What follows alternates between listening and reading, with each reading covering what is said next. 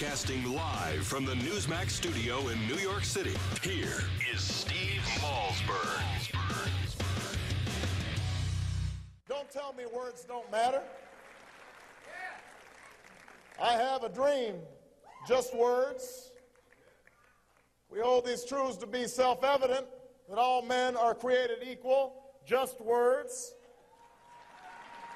We have nothing to fear but fear itself, just words, just speeches. All right, let me think of an Obama. I'll bring a gun to a knife fight. He said that in Philadelphia while running for president in 08.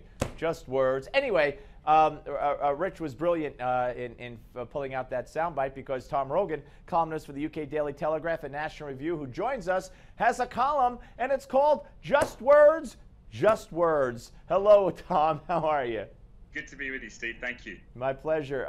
Okay, so what could you say? I mean, you say the world doesn't take President Obama seriously anymore. I mean, that's putting it mildly. Look what Putin is doing. As we speak, the weapons moving and the transfer of weapons, the troops amassing on the border. And Obama, I don't even know where is he on Martha's Vineyard yet? What's going on? I assume he's at a fundraiser. I mean, he seems that's his fundraiser in chief now. I mean, but I'm not even joking. That would be my assumption, that he's probably at a fundraiser somewhere. But you look, it's not just about Putin with heavy weapons in Ukraine. The Iranians arrested a Washington Post reporter earlier in the week. Of course, that's off the radar because the State Department doesn't want to talk about it. It's across the world. Israel, Gaza, the Kerry ceasefire plan has just been rejected. The lack of credibility on the part of the United States is in a really, really catastrophic position now. And that's undeniable. And it's because I think the president's words do not reflect any deeper reality. So a lot of different countries, whether friend or foe, have simply tuned out. I had Daniel Henninger of the Wall Street Journal on earlier, and the title of his piece was "Obama to the World, Drop Dead." And you're both, in your own wonderful, unique style, are saying very similar things. And I said to Daniel that I thought, in recent months or so, he just didn't want to be president anymore. He couldn't care less. It was a chore for him to get up and speak, and he bemoaned the fact they're suing me and they don't like me. And, now though, you got all heck breaking loose around the world. And I think it's worse than ever. He hasn't changed his demeanor. He hasn't manned up, if you will, and started acting like a president. It's just he's acting the same as if nothing new has happened. I think what you're seeing, you're absolutely right, but I think it's a symptom of the White House bubble syndrome. And the people the president has surrounded himself with, Valerie Jarrett, Ben Rhodes on the national security side. I actually wrote a piece last year describing it as sort of a Matrix type situation, a dream world. But because they believe that the president is completely infallible, they don't see anything around the world as a symptom or a result of his policy failures, and thus as issues that need to be redressed. So they just push on and believe that everything somehow will work itself out. But of course, the opposite is happening. Well, where does he go from here? I mean, this man.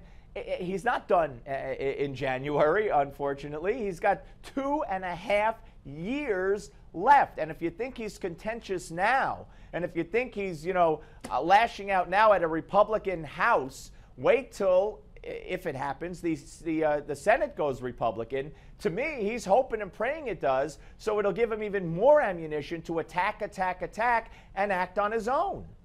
Right, and I think what you've seen here is that the president has just decided that now what he cares about is creating a legacy that solidifies him with the left of the Democratic Party. I think he knows he's alienated conservatives. I think he suspects that he's alienated a lot of moderates. And so it's just about consolidating the liberal base. And that, I think, is defining his policy choices. Yeah, no, I couldn't agree more. Something very interesting. Hillary gave an interview on NPR yesterday, I believe, and she was asked about the reset. And she said the reset worked. And then she went on to talk about and make it very clear that she was distinguishing between the first 4 years when she was in charge and basically, the way I interpret it, how John Kerry has now screwed everything up since she left. Is she going to get away with that? Hey, No. While I was there, Russia was fine. It's only now that things are going crazy. it's complete delusion. I actually wrote a piece back, if you don't mind me, selling myself a bit here, Steve, about a month ago, saying Hillary Clinton in 5 wonderlands, because she's been churning out the reset works line for a while now. It's possibly the most absurd thing that someone from this administration has said for the duration of their time in office, and that is saying something. It is ludicrous. I think actually Kerry, because of the policy choices in Syria that the president made last year, has had a much tougher hand dealing with Russia, but has actually done a better job than her. It is. I find it that she must be. When I hear those words coming out of her mouth, I suspect in my heart that she's, trying to engage in satire, but she's not. There's nothing you can say. There is nothing you can say except to turn on the television and look at what's happening around the world, and then judge that against her rhetoric. Yeah, no, absolutely. And you know what? I thought that and you could plug any of your past columns or anything else you like on this show anytime, Tom. But I wonder, I'm a little surprised, to be honest with you. She's still out there. I mean, her book wasn't selling anymore. By all accounts, she harmed herself with the book tour, and yet she's still out there, and she's being proactive with these cockamamie explanations, the reset worked, etc. She's getting out in front of all of these things, which leads me to believe that she's going to run.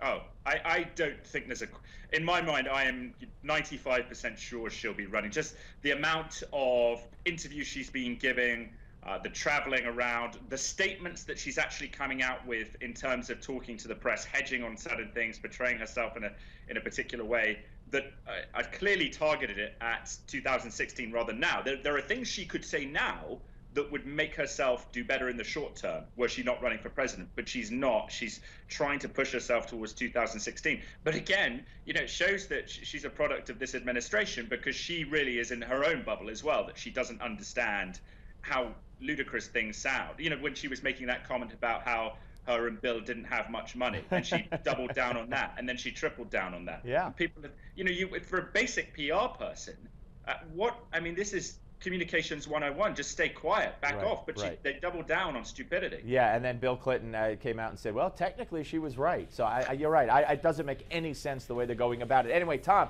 great to talk to you as always, sir. Thank you very much. Thanks, mate. Take care. Tom Rogan, ladies and gentlemen, columnist for the UK Daily Telegraph and National Review. His column, Just Words, about how the world doesn't take President Obama seriously anymore. Well, I guess the world must be racist then, right? They must have a problem with a black man in the White House if they don't take him seriously. All right, we'll be back with more of the Steve Malzberg Show. But first, stay tuned for your Newsmax Now update.